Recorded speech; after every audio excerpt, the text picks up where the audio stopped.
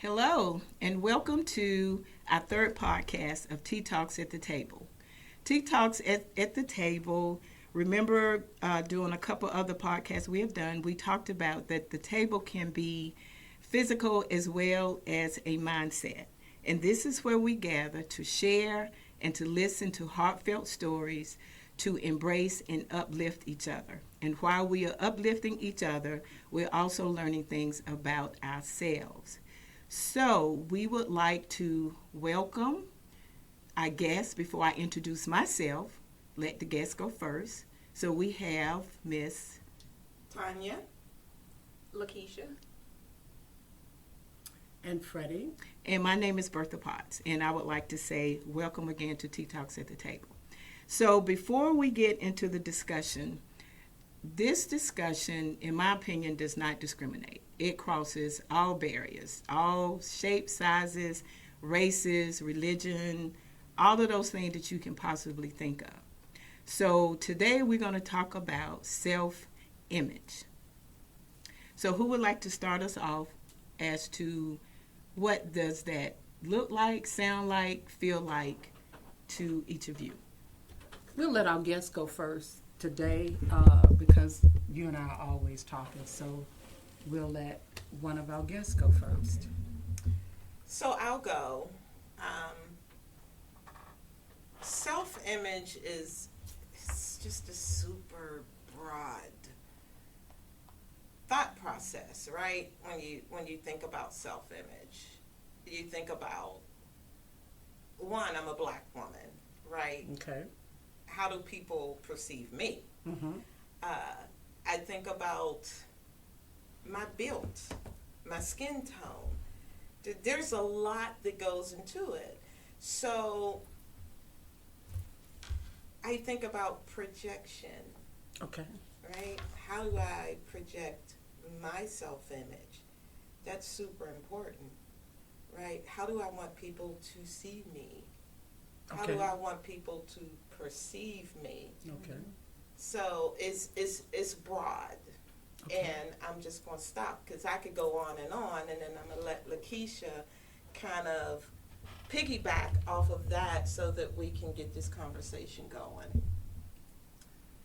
When I think about self-image, I think about there's various shapes, sizes, skin complexions, and I think about the way that someone feels about themselves.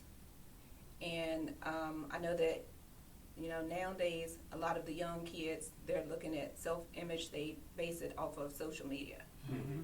And That's they, the truth. Yeah, definitely. and instead of being happy within their own skin, they want to kind of take what God gave us and turn it into something else.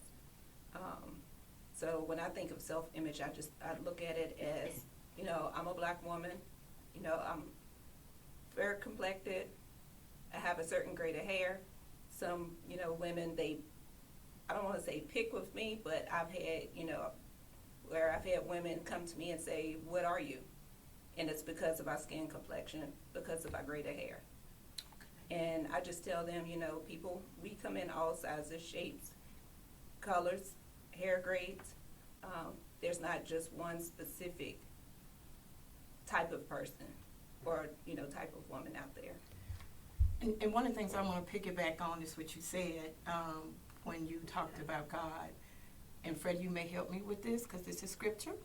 And I think it's in Psalms 139, verse 14, that says that I praise thee because we are fearfully and wonderfully made. And how marvelous is his works. So I guess if we really believed and trust that, then we probably wouldn't be sitting at this table having this discussion as well. And I also agree that, unfortunately, I'm not going to say all young people, but yeah, the social media has just kind of screwed us up. And then the other thing I was going to say is a girl is a girl is a girl, regardless if she's 10, if she's 15, if she's 110. And I'm coming from my perspective of being 64. I still have self-image issues. You would think by now, being married, have done decent in my profession, have children, have an awesome support system. But I can stand in the mirror and go, oh my God, what happened? Whether it's from babies, whether it's from a lack of self-care, whether it's a lack of motivation, whatever it is you want to call it. But yeah, so even as we talk about young people, we're still transitioning and trying to understand where I am, still trying to understand. One of the things that I tell, and I have 2 daughters, and because of my issues growing up, I always whisper in their ear and tell them or have told them how beautiful they were. And my youngest one, and to this day, she does not believe that. And Freddie knows her. Naya is a beautiful young lady. I mean, just beautiful. And we were coming home one day. She was getting her hair done. And I said, I like your hair. And she said, well, it's not long enough. And then I said, okay, so what does that mean? And she said, because it hides me. It hides my face. And I said, well, whose ever face, do you have? That's the only face that you have. So she's 24, and she's still going through whatever that image is, whatever society has dictated what is beauty or what is, I don't know, I'm not going to say the perfect person, but yeah, we just get caught up in other folks' stuff. Well, and Bertha, this is Freddie Page, and I have 2 daughters. And one of the things, and they're 41, and so when we talk about self-image, one of the things, I'm 69, so when I was growing up, self-image came from the television. And we didn't have a lot of African Americans on the television, so our imagery came from what was presented to us, which was usually blonde hair, blue eyes, that perfectly shaped individual. And so when I think about self-image, I think about, who am I? Who am I? I am a woman, but I come in with not only how do I present, but how am I presenting and how are people perceiving? Because one of the things people have said to me, and my best friend sitting right here has said, you walk around with this scowl on your face. And I said, okay, so I'm supposed to be walking around cheesing all the time. And so people perceive me as being a very to the point, no nonsensical individual. And I am. But there's a fun side of me. And until you get to know that fun side, that side that can let you know that I can be compassionate, that I can be loving, they perceive me as being mean. And I don't know what that means, but they perceive me as being mean. So my self-image, Dub started doing the commercial where all shades of blackness was shared. Thick thighs, little thighs, medium thighs, beautiful eyes. When I started seeing, I think I know I had children when that commercial started showing. But I could then point and say, that's me, thick thighs and all.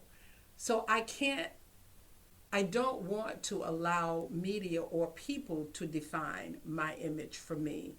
But it's hard because when people see you, they see you in a certain manner. And it's very difficult to come away from that and let them see you in a more relaxed point, a more relaxed being. Especially when you're talking about being at work. If I'm at work, I'm one way. When I'm at home, I'm one way. When I'm with my girls, I'm one way. So I would say my self-image is multidimensional. It's not just one part of me. So that, for me, that's what self-image is all about. Well, Google says that there are 4 types of self-image: how you see yourself, how others see you, how you perceive how others see you, how you perceive how you see yourself. So, can we talk about how others perceive you? Can we put that on the table? We can put it on the table, but I wonder how accurate it is, because people lie. People do lie. Just like I said, people, my best girlfriend here said, "Oh, you are so mean." So, That was her perception. okay, so when we talk about perception and how people perceive you, one of the things that ran across my mind when you were speaking was, ooh, angry black woman. Mm-hmm. Because we don't smile, or because we don't look a certain way, we're not, I just need to say this, I have to be real. We're not Becky, right? Mm-hmm. With the good hair. Yes, we're not Becky, so we're automatically frowning. And that's simply not true, because I'm not smiling at you, or don't label me as the angry black woman, which a lot of black women get that title, and it is so unfair. But I also think about, who's calling me that? Who's calling me the angry black woman? Men, Men and our friends. our friends, and I'm not going to say where I work, but I work at a place where if I do this, and for people out there who can't see me, I turned my head a certain kind of way, and they say only black women can do that, right? It's that turn, right? It is, oh, she's an angry black woman, and it comes from my counterparts, and that's from people who don't look like me. But it's the turn with the body language Yes. that they're perceiving Yes, as being, Oh, there goes that attitude. Yeah, and it's not an attitude. It could be, girl, you ain't never lied. It could be that. But the interpretation is something negative. And it doesn't have to be. And it's like you're always having to explain, you know. Yeah, why do I have to explain myself? Yeah. And All then the and then you time. do turn into the angry black woman. I Because do. yeah. Well, I'm not saying you in specific. I'm speaking in general terms. Yes. I agree, and you know, one of the things I will say is that body image, again, it takes on so many different meanings. You're dealing with the psychological part of it. You're dealing with the emotional part of it. You're dealing with the physical component of it, and we're also dealing with scripts. I mean, as young children, and you know, I always like to pitch my tent. But growing up as a young lady, I've always had, you know, a little bit of thickness to me. And this was coming from my own folk, especially church people. Just don't ever go to a Black Baptist church with a bunch of old women. Girl, where you get all that weight from? Yeah, because they will tell you what they think. So I got a lot of, oh yeah, where you get that weight from? Oh my God, how much bigger you gonna get? You know, you this, you that. And so I grew up with that imagery, you know, in my head based on those negative scripts. So somewhere probably in the midst of that, sometimes it will surface, you know, but overall, generally, I think I'm pretty cool, you know. Tanya turning her eyes up. Well, I was just thinking about what Lakeisha was just saying, how she's a beautiful, beautiful woman, Thank you. right? Well, we're all beautiful. Well, we are. Mm-hmm. No doubt about that. But I was just thinking about what she was saying and how she got the comments from black and brown women, right, who's supposed to lift her up, and kind of judged her or made her, attempted to make her feel as if she didn't belong to the group of black women because her skin wasn't dark enough. But what about when it comes from your own family? Ooh. So for me, that was younger. I was fair skinned. My hair was kind of sandy brown, and my grandmother was very fair skinned with blue eyes, and so my grandmother and I were the only fair skinned people in the family, and so whenever I got an attitude, the first thing they would say, there she goes, she thinks she's white again. And I would look at them and be like, what does that really matter? Are we related? Are we family? Because family doesn't do that. Even my grandchildren will say, why are you lighter and everybody else is darker? I say, your dad's light. And she says, but my dad is dirty red. Because he's not light, he's not dark, but he's like a dirty red. And so when we are in our families, in our close-knit families, we have to be careful about how we portray and how we say things to other people, because we don't know how that is damaging, how that disrupts their self-image. And now I'm taking on what you have said. So I've got what you said, I got what you said, and I got all of this stuff on me. So how do I develop my own image of who I am and my own self-worth? And it's hard because it comes from our families, and then we get it from the community. We get it from the workplace. That angry black woman. All of those things are things that I say that just kind of stick to us like magnets. So how do we begin to take those magnets off? I wanted to agree with you about the family. One of my aunts, when Tanya mentioned Becky with the good hair, I have my mom's youngest sister. Every time she sees me, she doesn't refer to me by my name. She refers to me as, there's Becky with the good hair. Wow.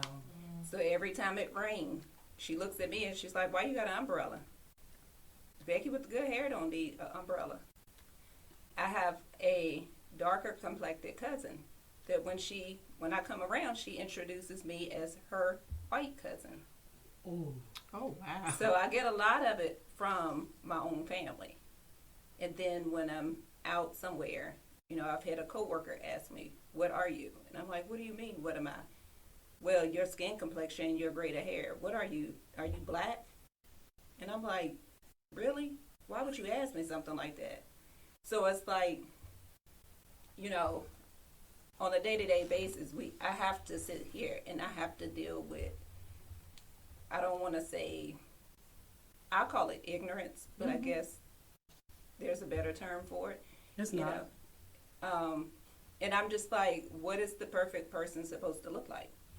They look at me and they're like, your skin complexion, your hair grade, your size.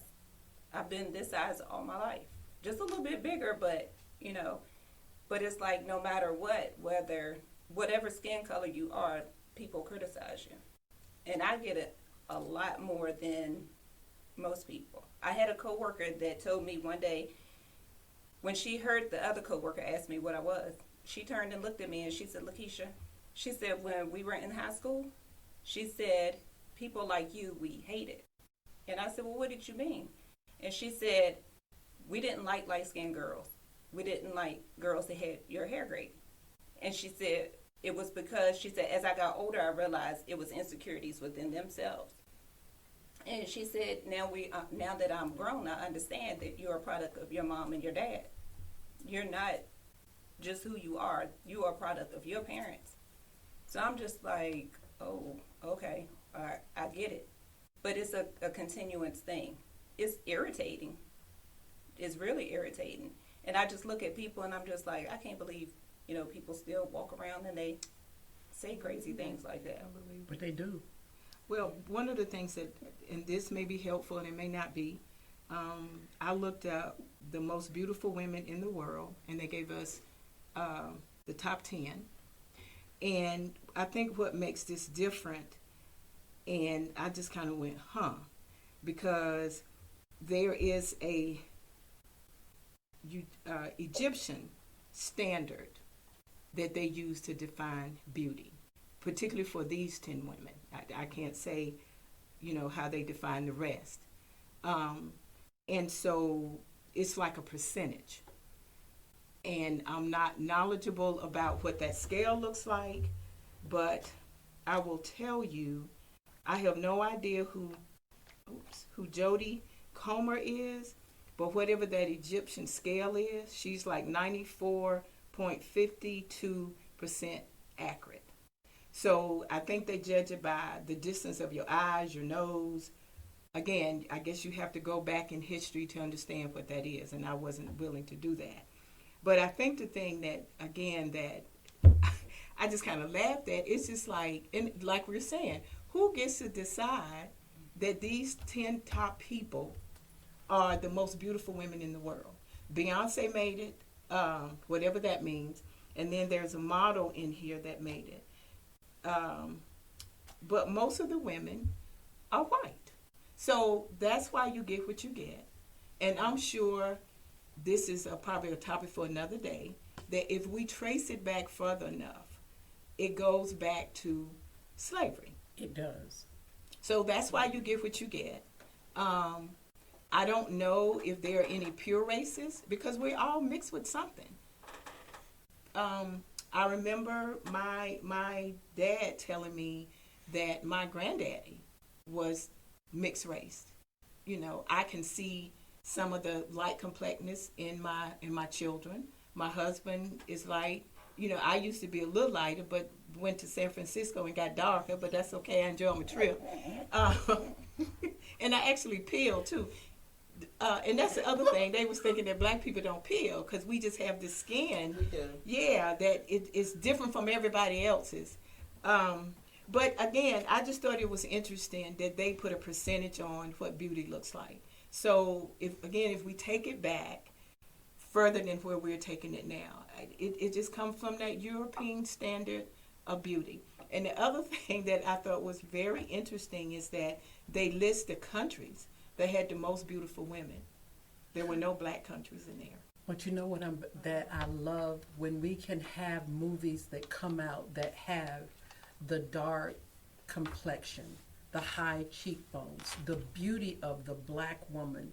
When you look at Coming Back to America, there were lots of different shades. Mm-hmm. When you look at Wakanda, lots of different shades.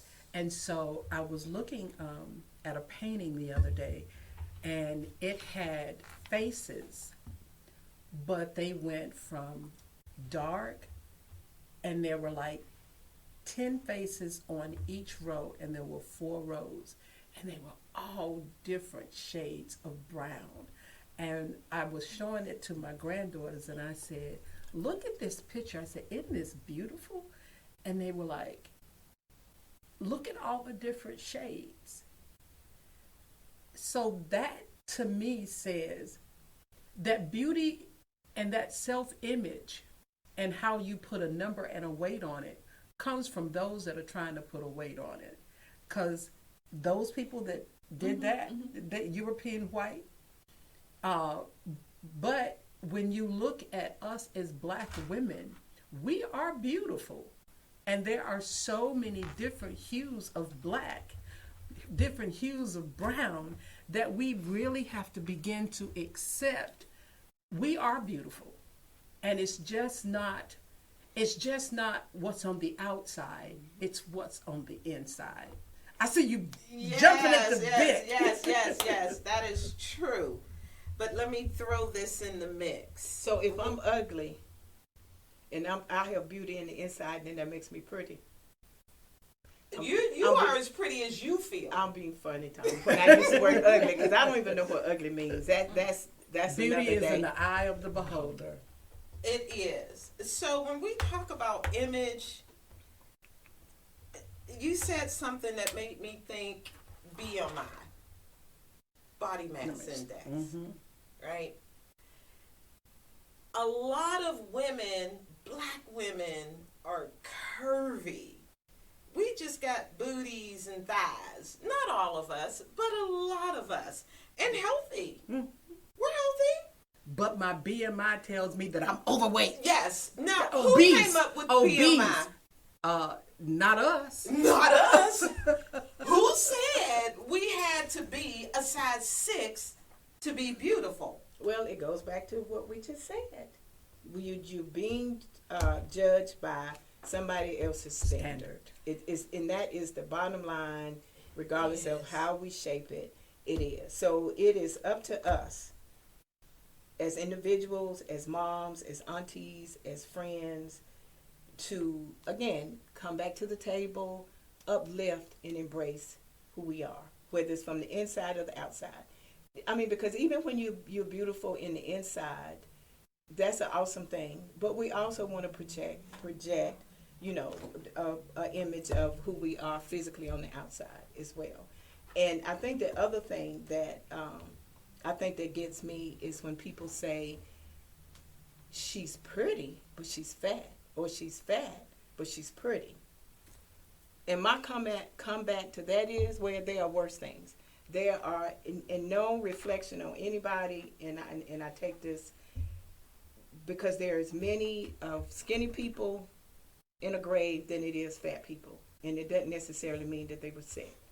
So I'm just saying, again, we go back to the internal of who we are, and how we define our self-image and who we are. We are who we are.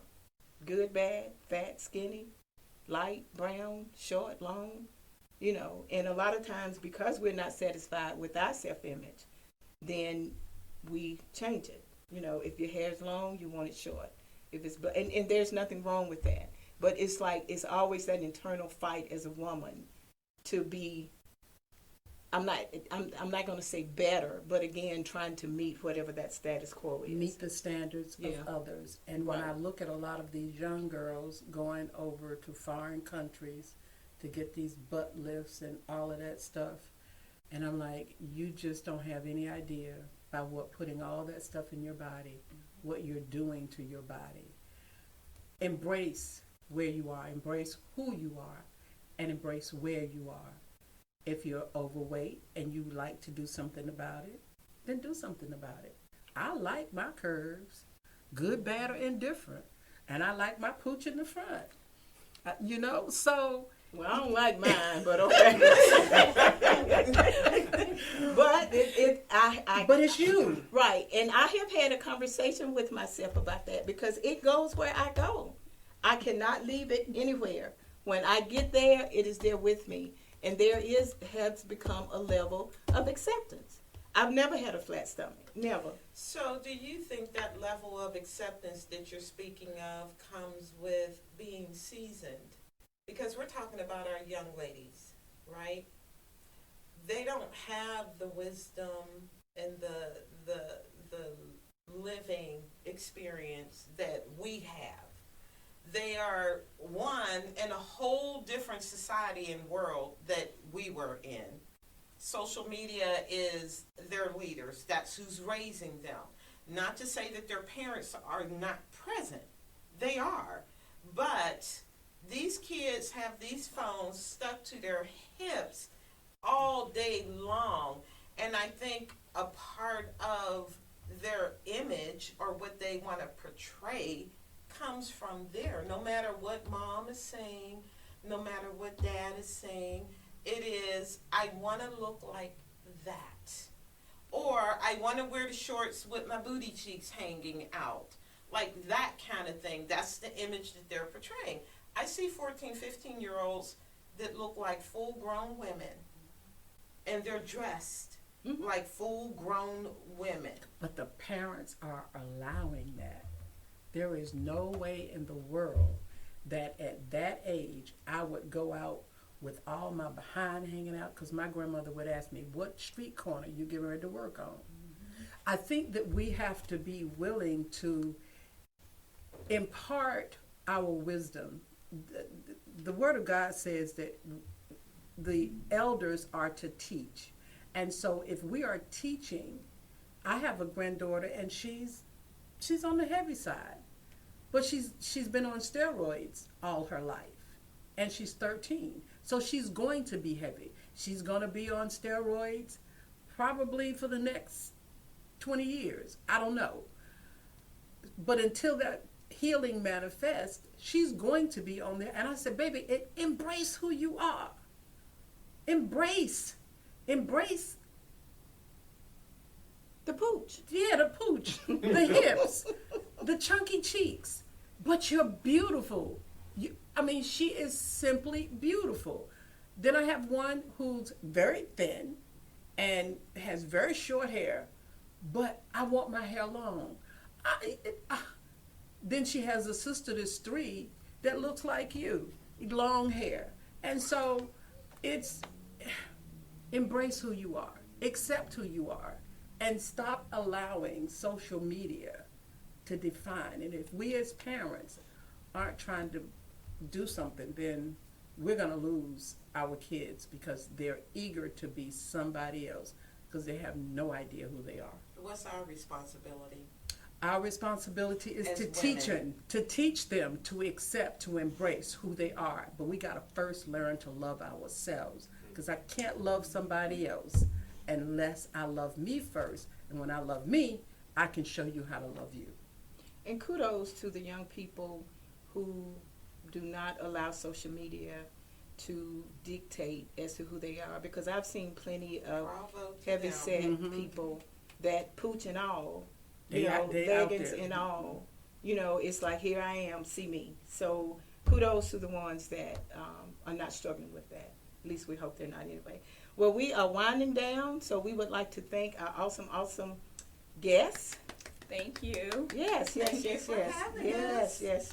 So maybe this can be a continuation on another podcast, because it does envelop a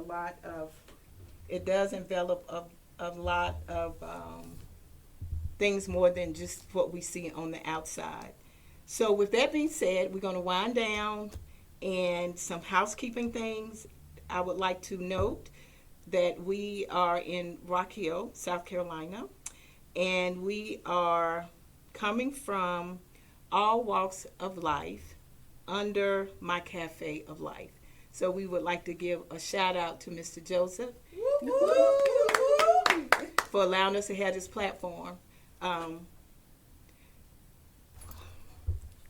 And we would also like to thank Margaret Smith. I'm being funny, Margaret. Margaret Simpson. I think we dubbed her last time as our IT person, because we would truly be lost without you. Margaret said she didn't want to talk today, so we allowed Margaret to be silent. So again, thank you guys for having this with us around the table. And I would also like to say, I think I said it last time, that April is National Tea, not necessarily month, but it's National Tea Day. And so on this coming Sunday, on the 23rd, we will have a recognition or an event of what that is. So we'll have tea tasting, we'll have line dance, we'll have food. So just make sure you come out and have a good time. So, Tea Talks at the Table, signing off, Miss Margaret. Bye.